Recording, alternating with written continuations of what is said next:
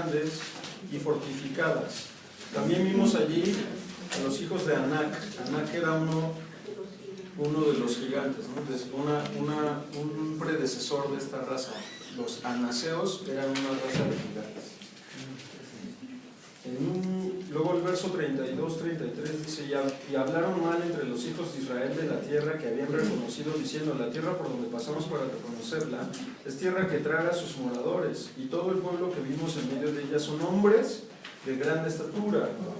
Hace referencia a que tenían una imagen corporal de una persona, de un hombre, ¿no? También vimos allí gigantes, hijos de Anac, raza de los gigantes, y éramos nosotros, a nuestro parecer, como langostas, y así les parecíamos a ellos. Fíjate, esto ya es en tiempos de Josué, ya es en tiempos de Moisés.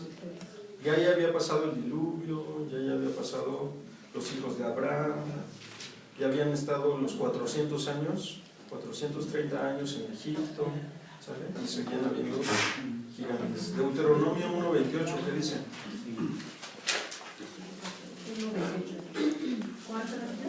Deuteronomio 1:28 dice: ¿a dónde subiremos? Nuestros hermanos han atemorizado nuestro corazón diciendo: este pueblo es mayor y más alto que nosotros, las ciudades grandes y amuralladas hasta el cielo. Y también vimos allí a los hijos de Anac.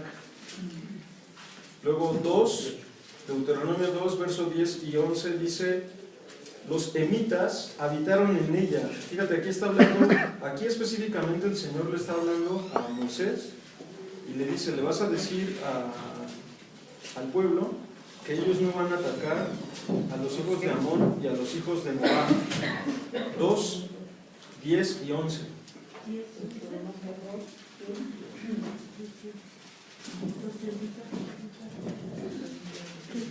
Fíjate, aquí dice el versículo 8: iban a entrar a territorio de Moab. ¿De quién surgen los moabitas y de quién surgen? De Lot, del incesto, de las hijas de Lot. Amón y Moab surgen de ahí. Los dos hicieron grandes pueblos. Aquí el pueblo iba a pasar por los moabitas. Y aquí dice la Biblia: y nos alejamos del territorio de nuestros hermanos, los hijos de Esaú, que es Amalek, o Edom, que habitaban en Seir, por el camino de Araba, desde Elat y Esión-Geber, y volvimos y tomamos el camino del desierto de Moab. Y Jehová me dijo: no molestes a Moab, ni te empeñes con ellos en guerra, porque no te daré posesión de su tierra, porque yo he dado a Ar por heredad a los hijos de Lot. Los semitas habitaron en ella antes. ¿Antes de quién? Antes de los moabitas. Pueblo grande y numeroso, y alto como los hijos de Anac. Por gigantes eran ellos tenidos también como los hijos de Anac, y los moabitas los llaman emitas. Entonces aquí hay varios pueblos que los empieza a identificar la Biblia con gigantes. Unos eran los anaseos, hijos de Anac. Otros eran los emitas, así les llamaban los de Moab, los emitas. Y aquí dice la Biblia particularmente que Dios es el que hizo que se fueran para que habitaran los de Moab. Y luego ya no se van con los de Moab, se van con los de Amón. Verso 20 y 22 dice: y cuando te acerques, verso 18, tú pasarás hoy el territorio de Moab a Ar, y cuando te acerques a los hijos de Amón, no los molestes ni contiendas con ellos, porque no te daré posesión de la tierra de los hijos de Amón, pues a los hijos de Lot la he dado por heredad. Por tierra de gigantes fue también ella tenida. Habitaron en ella gigantes en otro tiempo, a los cuales los amonitas llamaban somsoneos. Pueblo grande y numeroso y alto como los hijos de Anac, a los cuales Jehová destruyó delante de los amonitas. Estos sucedieron a aquellos y habitaron en su lugar. Entonces, estos pueblos, dice la Biblia, que estaban en este territorio de Palestina. Unos estaban en Amón, otros estaban en Moab. Y la Biblia dice que Dios mismo destruyó a estos gigantes para que los amonitas y los moabitas habitaran esas regiones. ¿Sale? Deuteronomio 3, 11 y 13 dice: porque únicamente Og, rey de Basán, había quedado del resto de los gigantes. Su cama, una cama de hierro, no está en Rabá de los hijos de Amón. La longitud de ella es de 9 codos y su anchura es de 4 codos, de 4 metros de alto y 2 metros de ancho, según el codo de un hombre.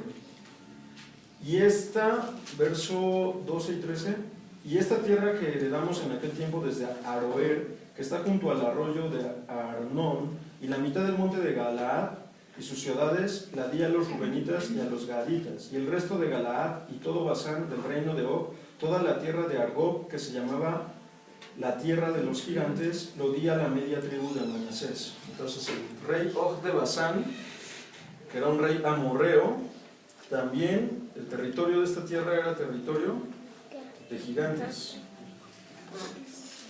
Deuteronomio 9:2 dice: un pueblo grande y alto, hijos de los anaseos, de los cuales tienes tu conocimiento y has oído decir, ¿quién se sostendrá delante de los hijos de Adán?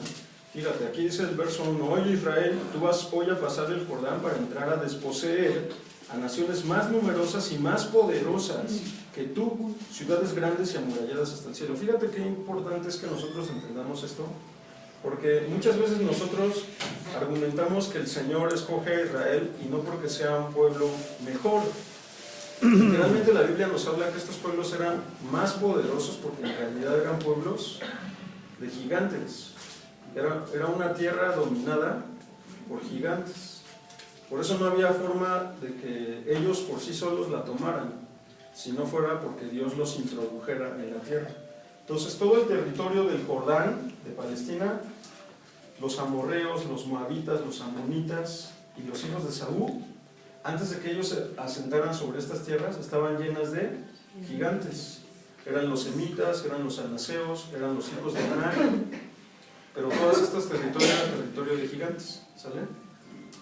Ahora nada más, de todo lo que hemos estudiado, hay gente que todavía a estas alturas, viendo todo esto, dice que en realidad los gigantes no son gigantes, o sea, no existieron gigantes, porque por ejemplo no hay pruebas arqueológicas fehacientes de que haya habido, o no se han encontrado como tal, de forma seria, una evidencia clara de que hayan existido gigantes. Se han encontrado huesos, pero hagan de cuenta que sus hallazgos no son como reconocidos a la luz de la arqueología mundial. Los reconoce una parte, ¿no? Pero no toda la arqueología. Hay zonas arqueológicas en donde, por ejemplo, no encontramos como tal por ejemplo, no existe instrumental como la cama del rey Og de Basán. Esa cama sí es real, pero no existen más otros datos, ¿no? O sea, por ejemplo, garrotes o hachas grandes. Pero sí, por ejemplo, muchas de las culturas primigenias tienen leyendas sobre gigantes. Los orientales tienen leyendas sobre gigantes, los griegos tienen leyendas sobre gigantes, incluso ellos les llamaban precisamente esta mezcla, eran gente especial, ¿no? De los hijos de los dioses con los hijos de los seres humanos. Incluso hay parte de la mitología griega, hay algo que se llama gigantomaquia, que habla de estas guerras de los gigantes, o titanomaquia, que habla de las guerras que se dio de los hijos de los dioses con los hijos de los seres humanos, ¿no? Tenemos, por ejemplo, evidencia en la cultura inca de estructuras grandes, en donde se ejemplificaban haceres de alta talla. Aquí en México tenemos los atlantes, las cabezas olmeca. Tenemos estas cabezas que existen en Inglaterra, donde están. Antes se creía que nada más eran unas piedras muy grandes que no saben quién las colocó, y en estas regiones existen unas esculturas de roca que antes se pensaba que solo era la cabeza, y empezaron a escarbar hacia abajo, y son estructuras grandes, monumentos grandes de personas gigantes, ¿no?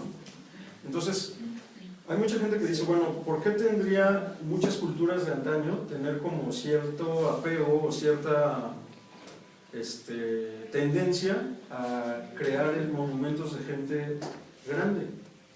A tener una tendencia, aunque por ejemplo estuvieran separadas por amplias regiones de tierra, ¿por qué tenían una tendencia de generar un culto hacia estructuras colosales? Nosotros le hemos dado otra interpretación, ¿no? Por ejemplo, los atlantes de Tula no les damos esa interpretación. México les da la interpretación de que eran solo guerreros y que lo único que querían ejemplificar era que eran estatuas grandes, porque así hacían antes los monumentos, pero que eran de guerreros, ¿no? Entonces, argumentando esto, hay personas que tienen la posición en donde no existían como tal gigantes, sino más bien eran hombres valientes, eran hombres fuertes, eran hombres poderosos. Y es por eso que nosotros debemos de ver las palabras, el origen de las palabras. Nefilim, que es donde se utiliza en Génesis 6, 1 y 4, significa patán, tirano, derribador, o los caídos. Nefilim, es así.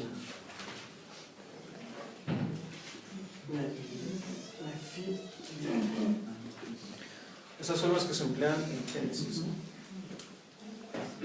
Se menciona que eran ángeles por la palabra de mucho valor y autoridad, que al presentarse delante de los demás generaban terror, la gente se postraba a sus pies.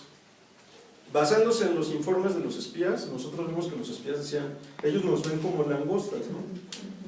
Hay otras traducciones que dicen que esta parte de la escritura en Números 13, 32 y 33 y Deuteronomio 1:28, que los espías dieron falsos informes, o sea que su objetivo era tratar de infundir miedo al pueblo y por eso exageraron lo que en realidad vieron.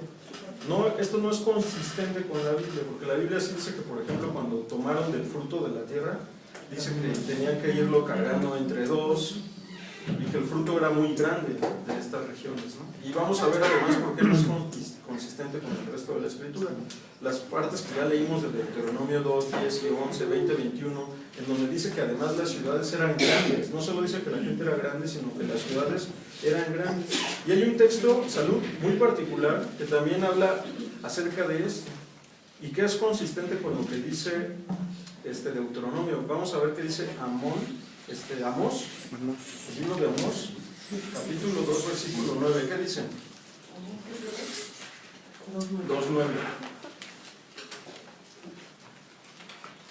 Todo esto, a pesar de que por ellos yo destruí a los amorreos, destruí su fruto arriba y sus raíces abajo, aunque eran altos como el cedro y fuertes como la encina. Fíjense bien, Amós es un libro profético en donde Dios da juicio a diferentes naciones, y entre ellas habla de Moab, de Amón, de Edom, habla de Judá, habla de Israel, ¿no? Y cuando está hablando del pueblo amorreo, dice la palabra que eran altos como los cedros. ¿Saben cuánto mide un cedro? ¿O cuánto alcanza a medir un cedro? Un cedro llega a medir, un cedro del Líbano, de esas regiones, llega a medir de 20 a 30 metros. Y ahí literalmente la palabra dice que Dios destruyó, y fíjense, es muy interesante que ese texto hace referencia a la generación de los amorreos como a un árbol. Ajá. Dice, destruyó el fruto. ¿Cuál sería, si nosotros tomamos esta figura de una generación como un árbol, el fruto cuál sería? Los hijos, ¿no? Los hijos. Los que van hacia futuro. La descendencia. Pero además dice ahí también las raíces, o sea, el origen. Ahí Dios dice que destruyó completamente tanto el origen como los frutos de esa raza, de los amorreos. Dice que eran una raza de gigantes, altos como los cedros, fuertes como las encinas. Entonces eran los gigantes que nos habla Génesis, eran gigantes de 20 a 30 metros. Y por eso dice la Biblia que el diluvio tuvo que subir cerca de 6 a 8 metros más alto. El agua tenía que subir en Génesis de 6 a 8 metros más alto que el pico de la montaña más alta. Yo mucho tiempo me pregunté, que bueno, ese dato, ¿por qué Dios lo dijo, no? Porque en ese tiempo, si hoy conquistar el Everest no se puede tienes que llevar tanques de oxígeno, tienes que irte en una temporada específica del año, porque si no se mueren de congelamiento y de asfixia. Entonces en ese tiempo no creo que aguantaran subir el pico de la montaña más alta. Pero la Biblia dice que el diluvio iba a tener que subir el agua más o menos de 6 a 8 metros más alto que la montaña más alta. ¿Por qué Dios lo planeó así? Fíjense, dice Génesis 7:20, dice Génesis 7:19, y las aguas subieron mucho sobre la tierra, y todos los montes altos que había debajo de todos los cielos fueron cubiertos. 15 codos más altos subieron las aguas después de que fueron cubiertos los montes. Un codo es la medida de la punta del dedo hacia el codo.